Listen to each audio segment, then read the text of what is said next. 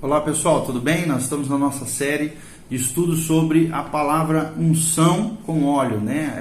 Todo esse simbolismo, tudo isso, toda essa prática espiritual que significa ungir pessoas, ungir objetos.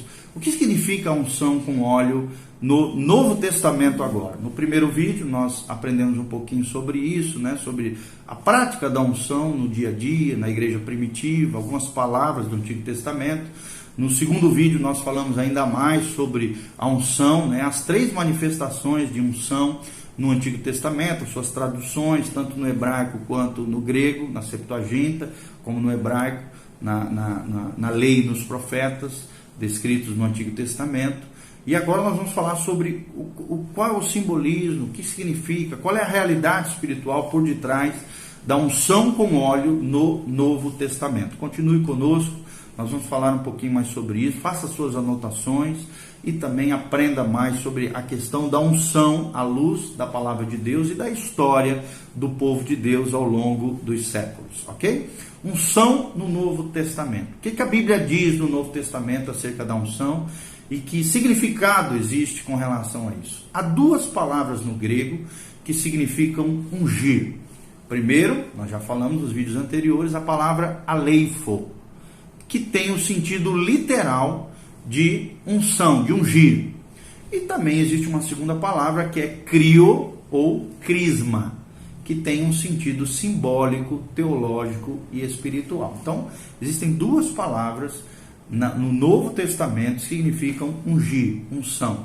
Ungir significa aleifo, primeira palavra, e a segunda crio ou crisma, em alguns lugares, tá bom? Então, aleifo significa ungir, já significava isso, ungir, na antiguidade. Por exemplo, na Grécia, né, messeniana, aleifo indica o processo mediante o qual a gordura mole, unguento ou azeite é untado ou derramado sobre uma pessoa ou objeto.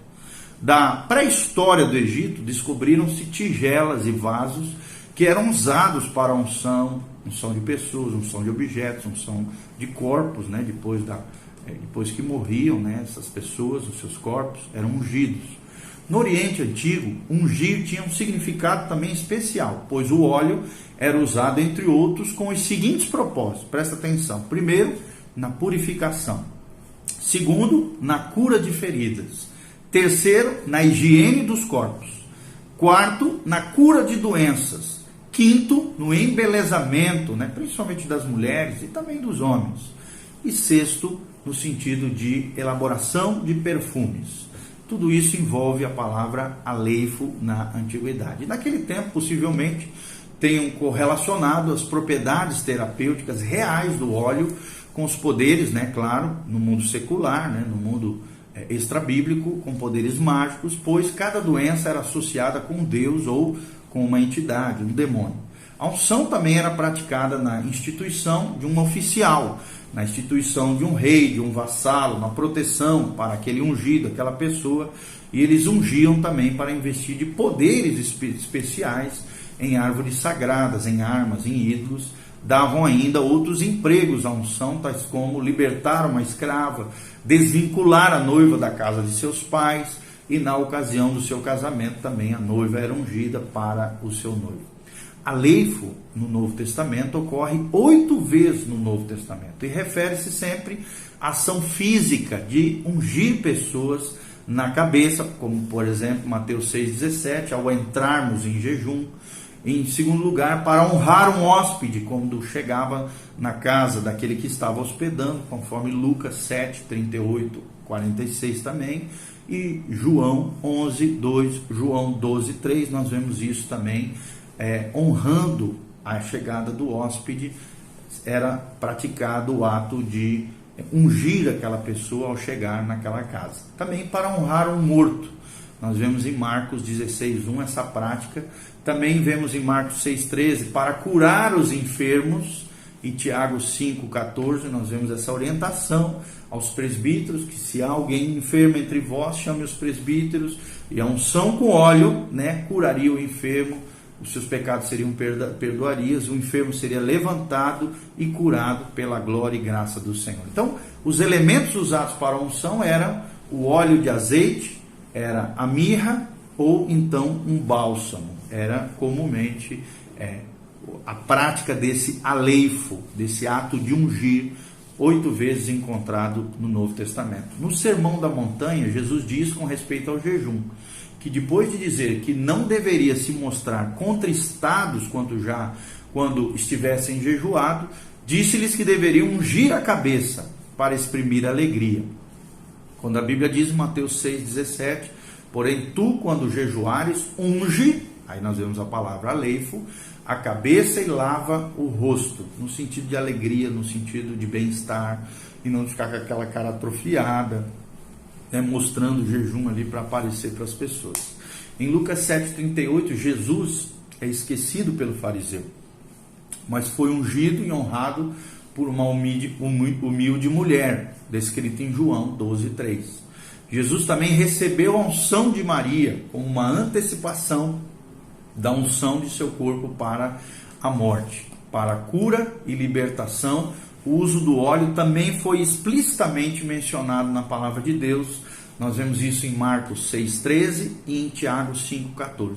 Nos dois casos, o verbo é aleifo, aleifo no sentido de ungir, pois indica a transmissão de uma bênção a alguém, e não apenas uma capacitação espiritual sobre pessoas. Então, seu uso teria sido por causa de propriedades medicinais do óleo? É a pergunta que nós fazemos. E a resposta é claro que não. Pois no texto de Marcos 6,13, tanto eram curados pessoas com enfermidades físicas, como também aquelas que estavam com demônios que eram expulsos, e obviamente a expulsão desses demônios não é mediante algum efeito medicinal.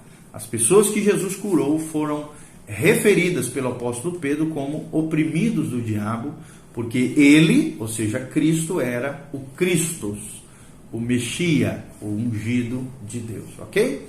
A segunda palavra é a palavra crio, no Novo Testamento.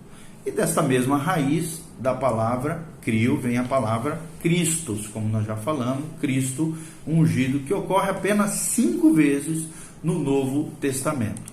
Essa unção já é uma metáfora, já é um simbolismo da outorga, ou seja, do derramar do Espírito Santo com um poder especial dentro de um comissionamento divino, de uma separação, consagração divina. 4 textos afirmam que Jesus foi ungido de Deus. Nós vemos isso em Lucas 4,18, nós vemos isso em Atos capítulo 4, versículo 27, Atos 10, 38 e Hebreus 1, 9.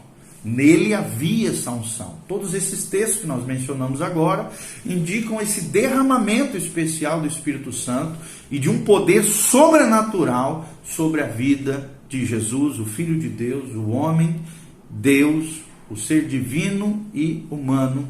Os 2 primeiros, que foram citados aqui, Lucas 4,18 e Atos 4,27, relembram provavelmente o que aconteceu no batismo de Jesus. Já Atos 4,27, a Bíblia diz, porque verdadeiramente contra o teu santo Filho Jesus, que tu ungiste, palavra crio, se juntaram não só Herodes, mas os demais autoridades religiosas daquela época se levantaram contra o ungido de Deus, aquele que Deus havia ungido, o crio de Deus, o Christus de Deus, ok? No batismo, Jesus recebeu também a unção sacerdotal e real, que fez Christos, literal, Messias, ungido de Deus. Assim, Jesus de Nazaré foi declarado o instrumento do Evangelho da paz. Ao lermos Isaías 61:1, que nós já lemos nos vídeos anteriores, Jesus disse que aquelas escrituras, também descritas em Lucas 4,18, estavam se cumprindo através dele. Eis que o Espírito do Senhor está sobre mim, porque me ungiu para pregar. Então esse trecho de Isaías 61 estava se cumprindo em Jesus, que nós vemos claramente em Lucas 4,18, ok? Também nós vemos em Hebreus 1,9, a quinta passagem da palavra Cristo, a palavra crio, que se fala aqui já de uma entronização cerimonial no céu, Ou seja, pela sua obediência, seu sofrimento, ele, Jesus, foi ungido e exaltado, e na sua ascensão até a posição de soberano, escatológico e sumo sacerdote, ele recebeu essa unção, essa entronização cerimonial no céu, descrito em Hebreus 1:9. Então, outras passagens também referem-se à unção de cristãos, né? Essa capacitação de cristãos. Nós vemos Atos 11:26, Atos 26:28 e 1 Pedro 4:16. Alguns estudiosos sugerem que a unção era feita antes do batismo, como nós já falamos, um costume tradicional da igreja primitiva, como parte da cerimônia batismal, tá? E essa unção, esse crisma, essa palavra grega chamada crisma, que vós recebestes dele, como diz 1 João 2:27, fica em vós, e não tendes necessidade que alguém vos ensine. Mas como a sua unção vos ensina todas as coisas, e é verdadeira, e não é mentira, como ela vos ensinou, assim nele permanecereis. Nele quem? Em Jesus, o Cristo de Deus, o ungido de Deus, o Messias Hamashia, ungido de Deus, maravilhoso nosso Jesus de Nazaré. Segundo João, o crisma é o Espírito da verdade que dá aos cristãos o poder de entender, ou seja, traz ao cristão um entendimento espiritual de tal modo que não precisam de outro mestre. Por quê? Porque o Espírito Santo já habita dentro de nós. Os discípulos receberam essa unção do Espírito Santo que traz à mente aquilo que Jesus disse, conforme João 14:26. João 15:26 e João 16, de 13 a 14. Ou seja, a unção pelo Espírito é o poder que opera no crente através da palavra pregada, conforme opera também na igreja do Senhor, no corpo de Cristo. O crente recebe uma participação nessa unção messiânica que Jesus recebeu, e essa unção, ela se manifesta, né, na unção do leproso, com a salvação, na unção sacerdotal, quando nós ministramos, né, quando se ministra ao Senhor, e na unção régia, quando nós obedecemos a Deus. Esse texto, né, 2 Coríntios 1, de 21 a 22, mostra esses três aspectos que ocorrem no batismo: confirmar, ungir e selar. A unção com óleo que ocorre no batismo tem três propósitos, três aspectos: confirmar, ungir e selar. Então, as Escrituras nos revelam que há três tipos de unção. Primeiro, ungir, no sentido literal de aplicar o óleo, como nos casos do uso medicinal, por exemplo. Segundo, ungir no sentido de abençoar alguém ou uma coisa, ungir como, por exemplo, para curar, para expulsão de demônios. E terceiro, ungir no sentido de capacitar espiritualmente e santificar, ou seja, separar para Deus, que é o sentido de ungir reis, sacerdotes, no Novo Testamento, e ungir alguém para o ministério, ou consagrar para o ministério diante de Deus, né? Como um obreiro, missionário, pastores, profetas e coisas e tal, tá bom? Então, no seguinte vídeo nós vamos falar sobre o óleo da unção para consagrar. E os textos chaves é Êxodo 30, 22 a 23 e Êxodo 30, 33. A definição de ungir, ou seja, a unção na consagração, inclui separar, transferir poder e autoridade de Deus. E os elementos que compõem o óleo da unção são a mirra, a canela, o cálamo e a cássia. Mirra era uma fragrância cheirosa nos tempos antigos. Era extraída de uma árvore e a sua seiva sai de dentro da árvore. Ela é pura, ela é perfeita e ela é de sabor amargo. A mirra tem o significado ou representa o próprio Jesus. Seu sangue derramado, a seiva, perfumando a nossa vida diante de Deus e dos homens. Segundo, pureza, ou seja, sem mistura, devemos ser puros e com a perfeição de Cristo. Terceiro, amargo, o sofrimento que Jesus sofreu na cruz do Calvário em nosso lugar. Ele se tornou amargo para quem rejeita e doce para quem o aceita.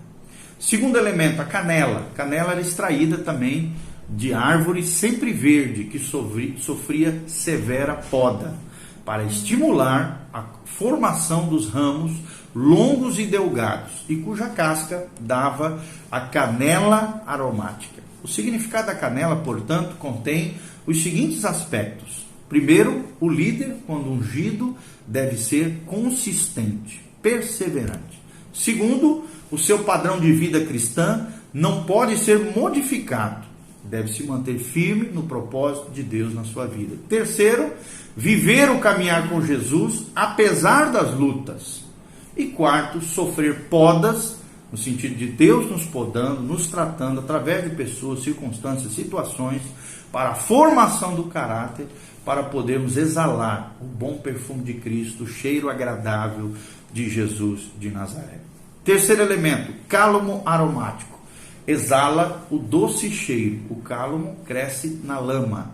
O cheiro doce do cálamo, como essência, se consegue quando ele se quebra. Quando você quebra o cálamo, e esse simbolismo, esse significado, então, é que devemos ser fortes, mesmo na lama, mesmo quando errarmos, levante-se no Senhor e saia da lama em nome de Jesus. Se quebrante diante de Deus, para que o aroma de Jesus volte a tomar conta da sua vida. Mesmo no meio da corrupção, mesmo no meio de calúnias, levante-se no Senhor. Exale o cheiro de Deus, mesmo em meio à lama, sujeira desse mundo. E para dar também perfume, nós precisamos ser quebrados. Ou seja, aqui fala de quebrantamento, fala de humildade. Cristo foi moído como o cálamo e vivia na lama desse mundo.